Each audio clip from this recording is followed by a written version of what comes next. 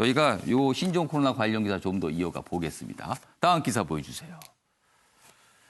정부의 이전 태도에 대한 어떤 정부가 그동안 취한 모습에 대한 약간 아쉬움이 묻어난 대목들이 있어요. 여기 보시면 정부 중국의 마스크 200만 장, 뭐 처음에는요 무슨 300만 장 얘기가 나왔잖아요. 그래서 많은 분들이 처음에 중국에 마스크를 많이 보내주는구나 이렇게 있었는데 그 이후에 뭐가 자꾸 뭐가 바뀌었어요. 여론 악화에 수송편만 제공했다. 뭐 이런 설명이 나옵니다. 여기 보시죠.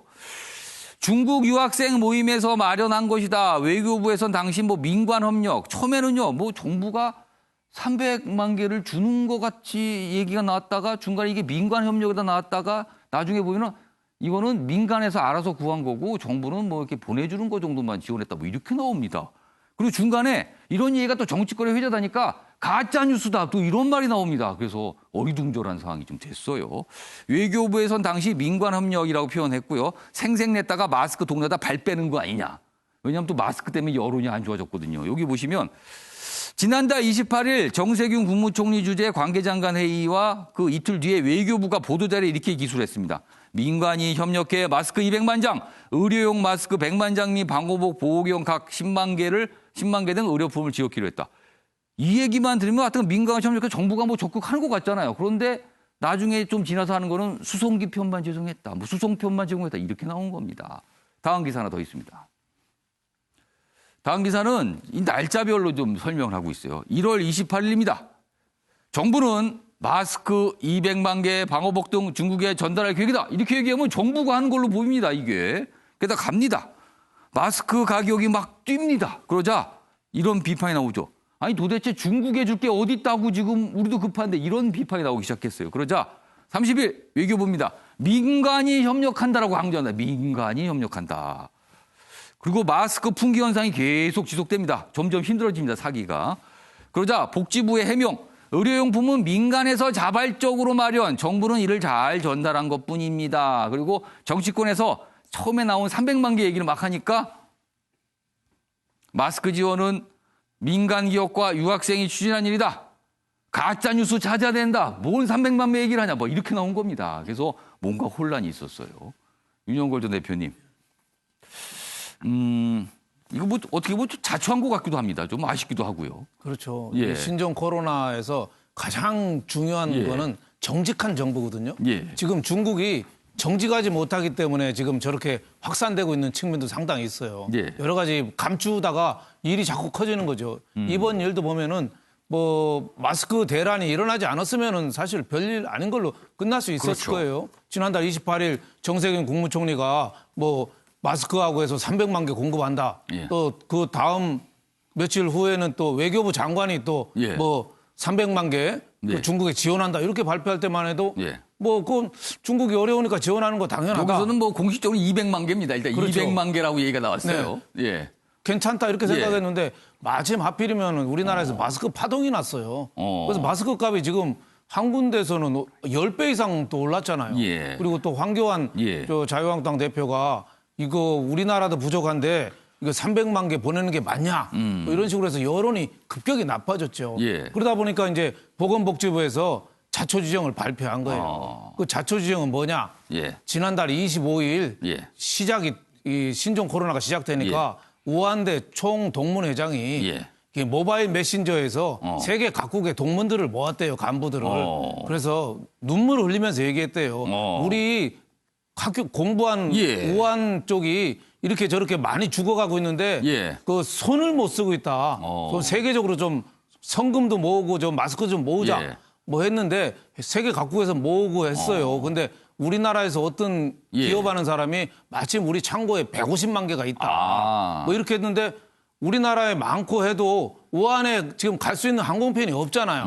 그러니까 수송편이 없으니까 정부에다 물어봤나 봐요.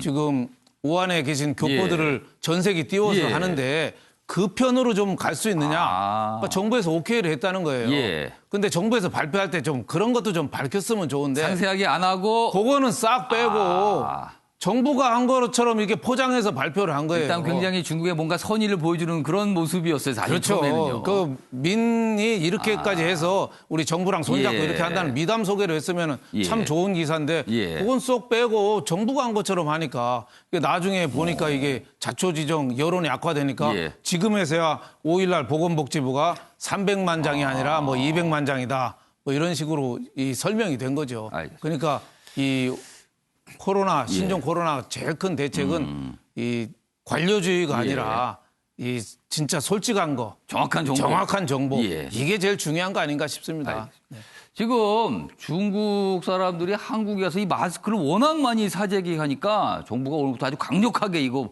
주시하겠다. 그리고 뭐 쉽게 못 나가게 하겠다. 이렇게 나왔는데요.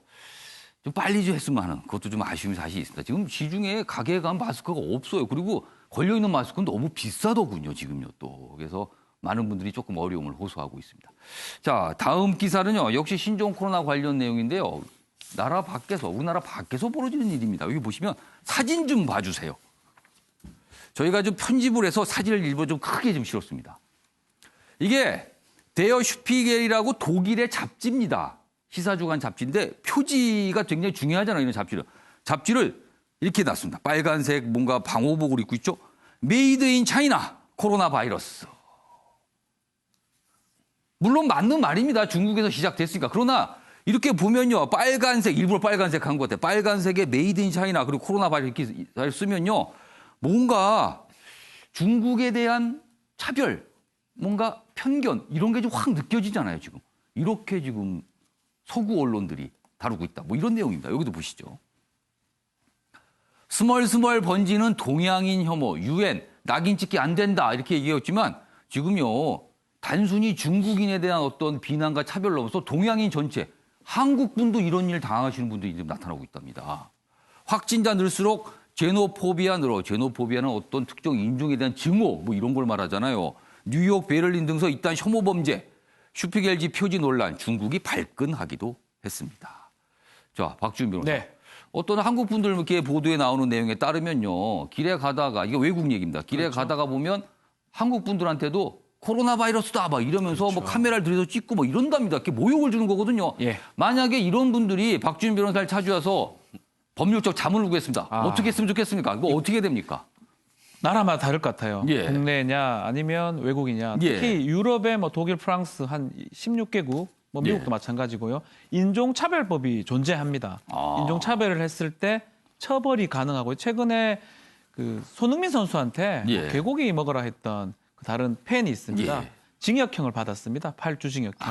받고 뭐 경기장 출입 못하게 그럼 지금 만들었는데 이런 사태도 사실은 시작할 수 가능합니다. 있겠네요. 그 해당 법이 있는 예. 나라는 뭐 프랑스나 이런 데는 가능한데요. 문제는 우리나라입니다. 예. 우리나라 같은 경우는요. 장애인 차별법, 남녀 예. 평등 뭐 고용법 이런 것들에서는 처벌이 가능한데 예. 인종 관련된 거는 사실 없습니다. 우리나라는요? 그러다 보니까 아. 개별적으로 모욕이나 명예훼손은 성립하는데 인종적인 부분을 해서 처벌하는 거는 조금 어려워 보이기 우리나라에서 때문에. 저런 일이 있으면 약간 좀 아직까지는 좀 법이 그렇죠. 미비한데. 개인적으로 뭔가 명예훼손이나 모욕이 된다면 그건 가능한데요. 근데 인종적인 부분이고 혐오 발언이다 이럴 때는 처벌이 조금 어렵기 때문에 아. 글쎄요, 뭐 외국 가서 하는 거하고 우리는 좀 달리 좀 봐야 될 것 같다 이렇게 생각이 듭니다. 그나마요. 이런 사례가 그냥 일부에서 조금만 있었다고 믿고 싶습니다. 전 세계 공동체입니다. 한 곳에서 문제가 발생하면요. 거기서 끝나지 않습니다. 요즘은요. 다 퍼집니다. 전 세계로. 지금 보시죠. 확산되는 거. 유럽 지역을 이거 지금 가고 있어요. 벌써 여기 코로나 바이러스가. 그럼 거기는 뭐라 그럴 겁니까? 그럼 그때는요. 이거 안 되는 겁니다. 이런 일이요. 결코 남의 일이 아니라는 거. 이게 가장 중요한 것 같습니다. 그래서 유엔도 낙인 찍기 절대 안 된다. 이런 입장을 나타내고 있습니다. 자, 신종 코로나 바이러스 이슈는 이 정도로 마무리하고요.